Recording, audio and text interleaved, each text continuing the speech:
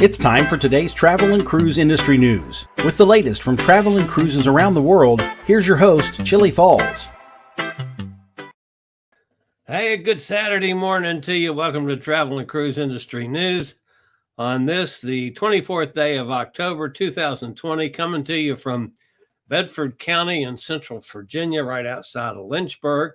Nice day here today. It's going to be up close to 80. It's not going to get 80 like it's been the last couple of days. But decent weather. But then tonight, rain moves in, and we're going to have rain for a couple days. Most of you know I'm staying out at the horse farm for about a week, 8 days or so.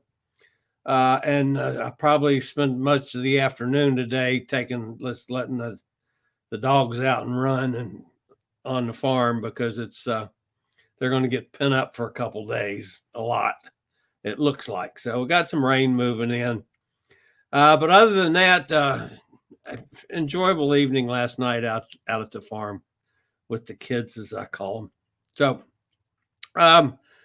couple things to cover this morning. It's probably going to be a little bit shorter program than normal, simply because I need to get out there to let them out because I had to leave early this morning to get over here to the studio and get the show set up and written and run and so forth. So I'm probably not going to push the hour today like Jason and some of you guys like me to do, but I will cover a couple things before we call it a day. And by the way, if you're new to this channel, welcome aboard. We do this every Tuesday, Thursday, and Saturday morning at 11 o'clock, talking about travel and cruise industry news and related stuff. And as always, if you're not a subscriber to this channel, we'd appreciate it if you subscribe. Hit that little bell notification that's down there in the lower right-hand corner. You'll be notified when we go live or when something new pops up. Feel free to jump into the chat room. You'll find all of our regulars will be in the chat room, and they'll be carrying on conversations throughout the entire program. So, as always, welcome to everyone. Okay, we're going to talk about weather this morning. Zeta will be the 27th named storm. It's a low pressure system in the Caribbean. It's looming closer to Florida. It's got about a 90% chance of developing into the next tropical depression or tropical storm. The way I'm reading this thing, I could see it as early as tonight, probably tomorrow or tomorrow evening. It could develop to the point of being the 27th named storm. And of course, that will be Zeta. So it's right now, it's a broad area of low pressure, currently just west of the Grand Caymans. It's becoming better defined. The Hurricane Center said on its latest update, the system is producing showers and thunderstorms, mainly to the east and south of center. A lot of this, the outer bands from this front is what's been dumping on southern Florida for the last couple days and is going to continue. Bonnie, down there, you're going to be wet again. Probably for a couple more days of this until we see where it's going to go. The thing that's a little sticky on this one is actually, if it does develop, its path. And the various models have this damn thing going everywhere, but it appears like the most likely scenario, if it in fact does develop, because it's still got the right conditions down there for developing, is it's going to slide up into the Gulf and it's going to head right back up toward the Gulf Coast again. So now, who knows how much it's going to develop, if it in fact will get to this tropical storm strength, or if it could develop on up to a hurricane again. Meantime, we do have a hurricane still. Hurricane Epsilon is out there in the Atlantic. It is, let's see what we have here. It is, as of 11 o'clock, the update that just came in, winds are up a little bit again this morning, 80 miles an hour. Pressure's down to 958. It's moving northeast at 13 miles an hour, so it's starting to move off. It's been just wreaking havoc along the East Coast and through the Bahamas. Of course, Bermuda. Of course, it came close to Bermuda with the wind and extremely high surf. But high surf all up and down the East Coast of the United States from this one, and because it's been slow.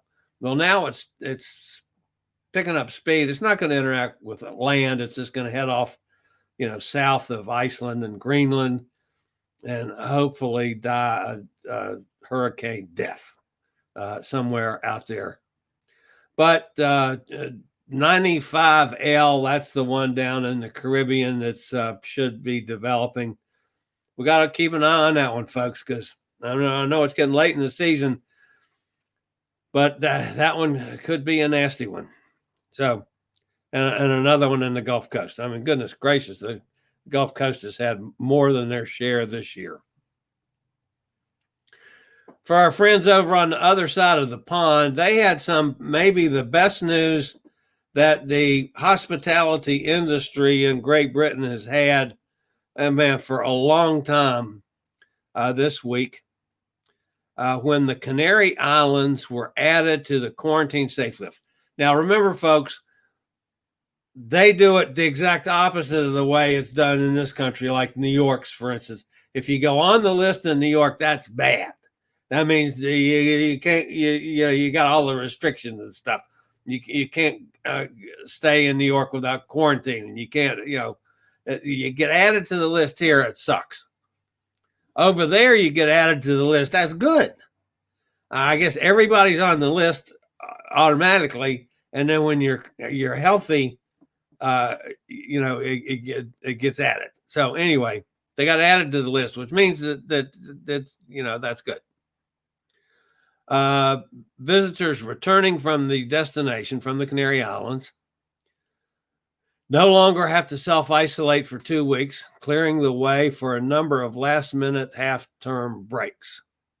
At the same time, Mykonos, the Maldives, and Denmark were added to the list as well. So all those places now you can travel there without having to quarantine.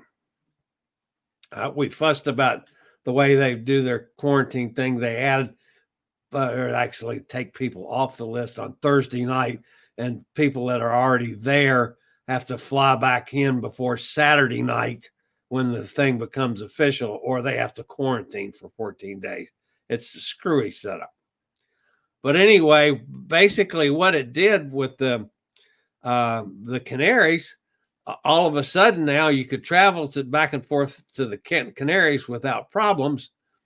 And everybody that could get away jumped on a plane, made reservations, went down there to get a weekend in the nice weather before crappy weather sets in and you have to deal further with the pandemic and so forth.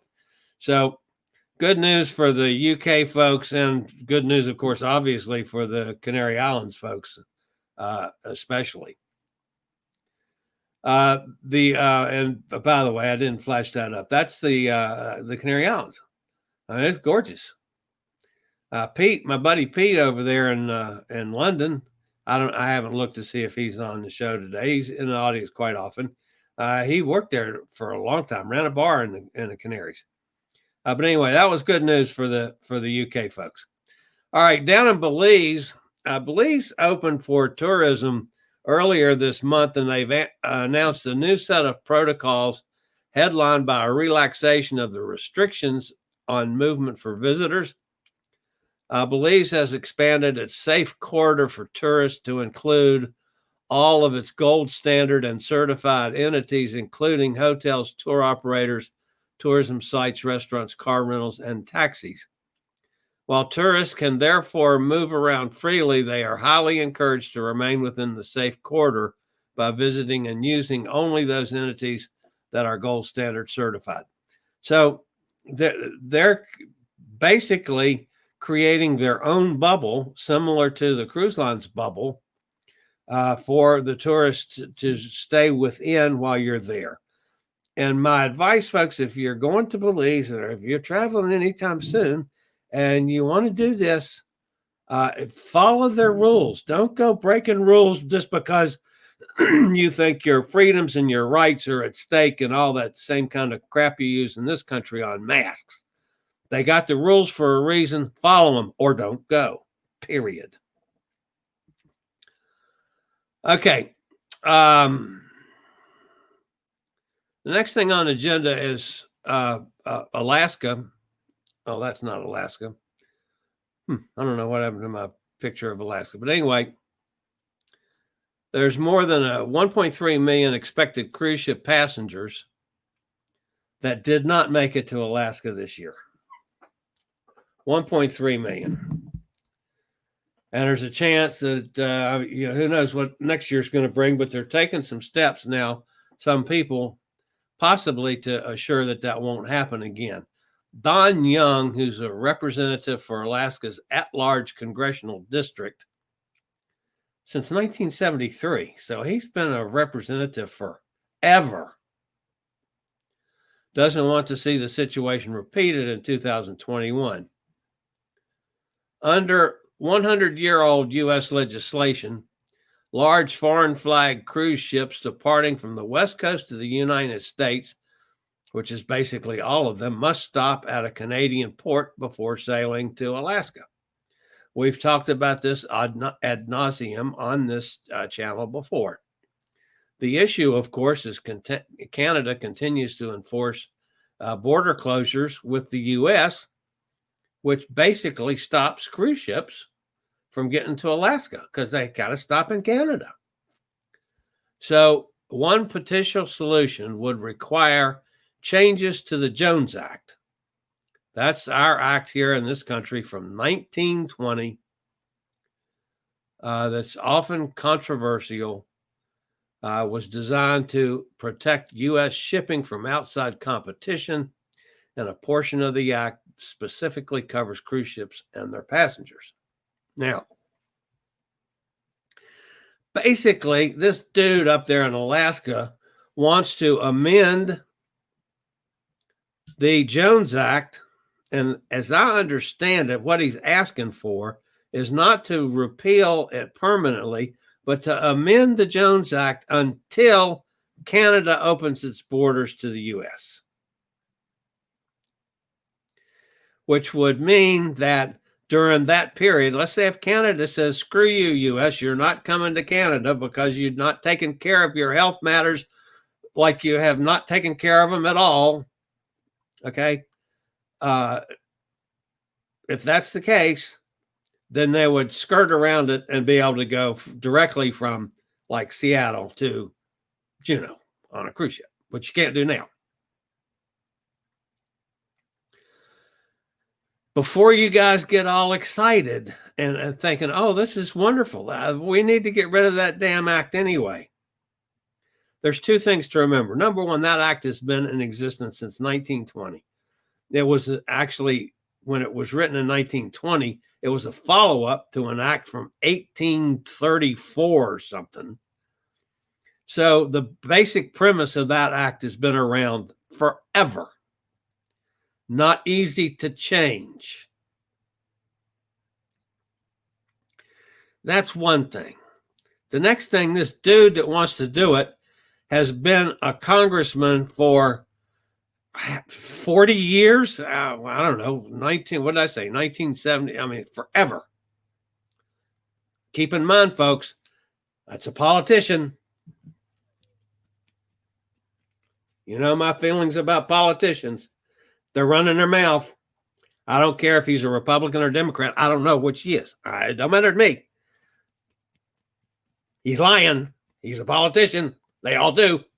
So take it for a grain of salt. This is somebody that might be just trying to get a few extra votes, but in the tourist industry up there. I don't know. And I hope, I don't like the Jones Act either. I think it's dumb. But still, just be careful with what you believe. So, okay, now the Florida judge, this was a picture of a Carnival ship. I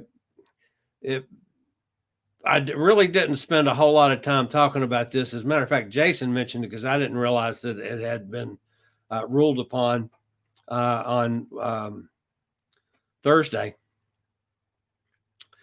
But the Florida judge did change the order to mean that Carnival now has to be environmentally compliant 30 days before sailing U.S. waters. Originally, the probation period was brought down from an initial 60-day period required by this judge, Patricia Seitz, who is handling the environmental cases against Carnival.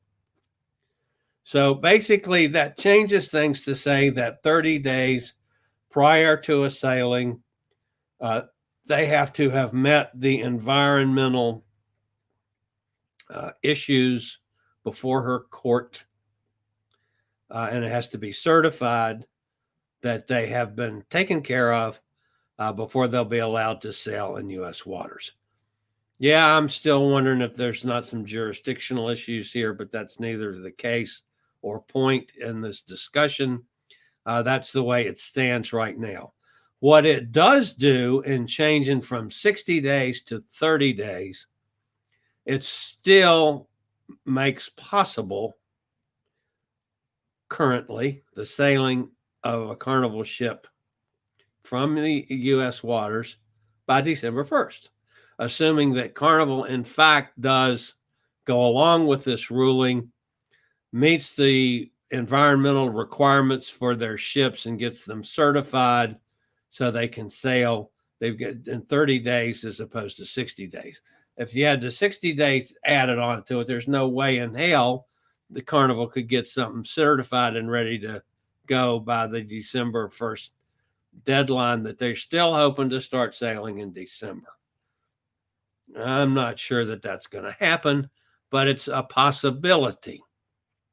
And I know, like Jason up there in Pittsburgh and Bonnie and a few other people that are booked, at least right shortly after the first of the year, would love to see things start in December.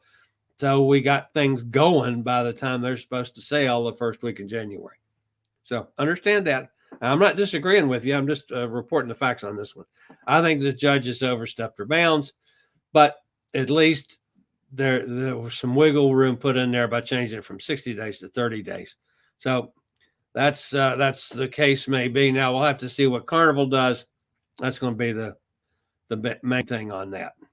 All right, I need to jump over and see who's here this morning, and then I'm going to head back out to the horse farm. Let's see who's with us today.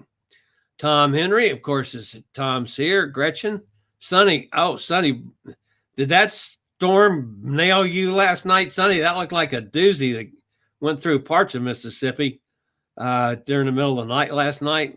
That was a wacko job. A huge storm rolled through parts of Mississippi last night. Hope it didn't affect you, Sonny. Cruises for solos. Hello from the cold and wet UK. There's Pete. Our clocks change tonight, so dark by 5 tomorrow. Yeah, I didn't mention the show tomorrow either. I need to go back and do that. Let's see. Let me switch over here real quick. Tomorrow on Cruise Amigos, of course, our buddy Emma is going to be our guest. We're going to be talking about MSC, and I know like Sonny doesn't like MSC. That's fine. Some of you do like MSC. Emma loves MSC. She's been on 3 MSC ships, but with them being so predominantly in the news in Europe, let's face it, folks, we've got a nice European audience for the Cruise Amigos as well. So that's why it's still going to be a fun show, because anytime Emma's with us, it's always fun.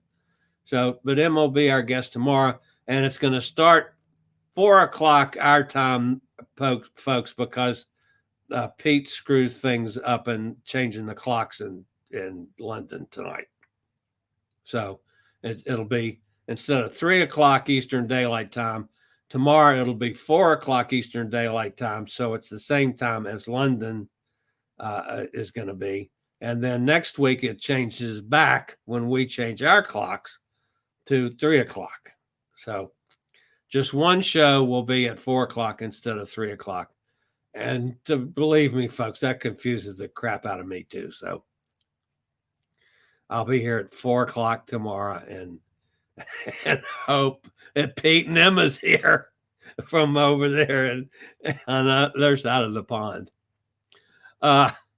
Okay.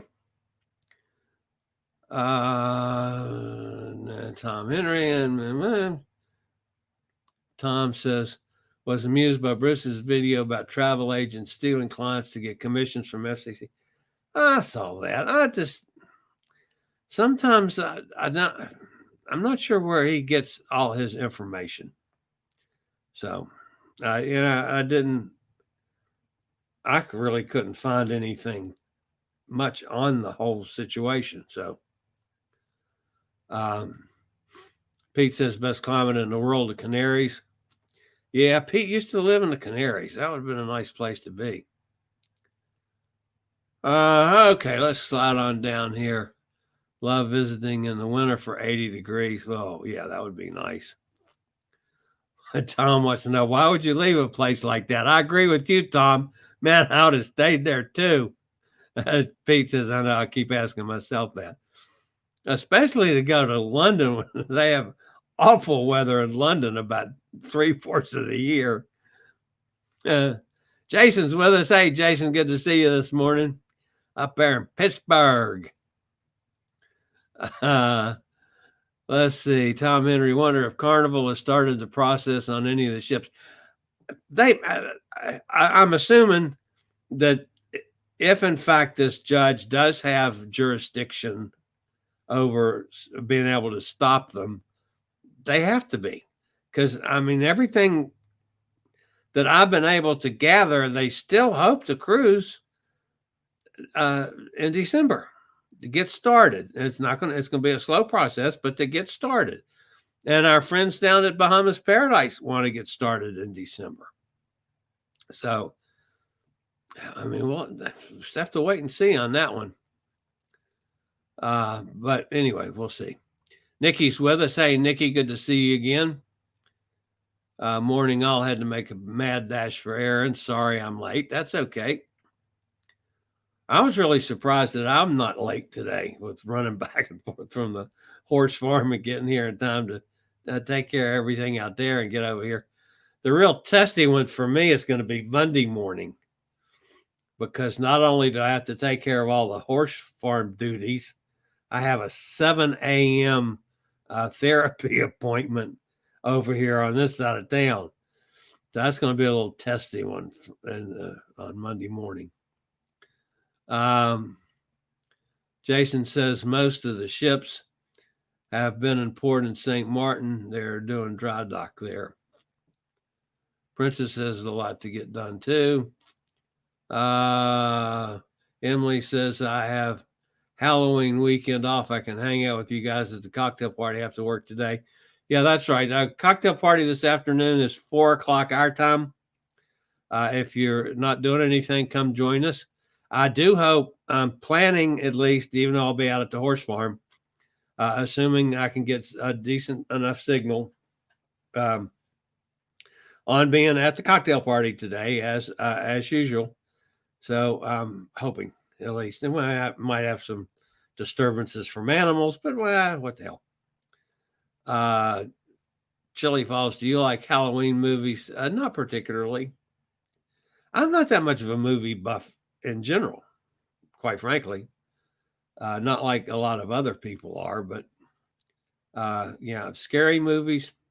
Nah. I get scared.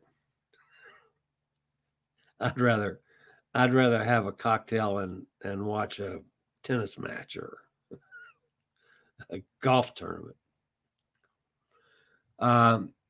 Just booked my excursion in Aruba. Took a long time to figure that out. Okay, so are they now posted on the website, the new excursions? That's cool. I'll have to do some checking on that. What are you going to do in Aruba? Gretchen wants to know. Going to the lighthouse. Wait a minute. I lost track of what I was saying there. Going to the lighthouse in Eagle Beach. Okay, well that's one of the old. That's a regular excursion that they have done in the past. I'm sure they've got it so that it's safe to do it now. I did think Belize is really interesting the way they're handling there from a port standpoint. I thought that's an interesting concept, and one I haven't seen other ports going to yet. So I thought that was kind of interesting. Gretchen says, sounds good. I'll walk Eagle Beach and check it out. Eagle Beach is lovely. Well, Aruba's lovely. I like Aruba. I like all three of the ABCs. Aruba's probably the prettiest, though. Tom Henry says, I called Bahamas Paradise on Thursday, hoping to do a cruise while in Florida in December, maybe a Christmas cruise. They're not accepting reservations yet. Oh, didn't know that. That's not a good sign. Maybe they're not seriously thinking about sailing. Sonny says she got to spend one night in Aruba, no sightseeing, just a layover. Oh, well, that's horrible. You've never taken a cruise into Aruba then. Got to take a Southern Caribbean cruise. You might pay a little more than you do for some of the regular cruises for the Southern Caribbean, but they're worth it, man. They're great. They're great places to go. And of course, it's lovely water. It's lovely weather. I'm a big fan of the Southern Caribbean. So Jason says needs to look into Curacao excursions later today. Awesome. Look, you keep us posted on that. I'm curious to know how that end of things develops. But by all means, just follow their rules, Jason. We don't want to see you get kicked off the boat and stranded down there in Aruba and stuck on Eagle Beach. So, all right, guys, that's going to wrap me up for the weekend. I'm heading back out to the horse farm. I will see everybody on the cocktail party this afternoon, assuming that I do have a good signal. So I'll see everybody then. And of course, we'll be back here on Tuesday morning for travel and cruise industry news. As always, wear your mask, socially distance, wash your hands, sanitize, and all that stuff. Stay healthy, stay safe, and I'll see you guys next time around. This is the old fat travel guy. Have a great weekend, y'all. Thank you for watching today's travel and cruise industry news. Join us every Tuesday, Thursday, and Saturday morning at 11 a.m. Eastern for another episode. Travel and Cruise Industry News is a production of Chillie's Cruises.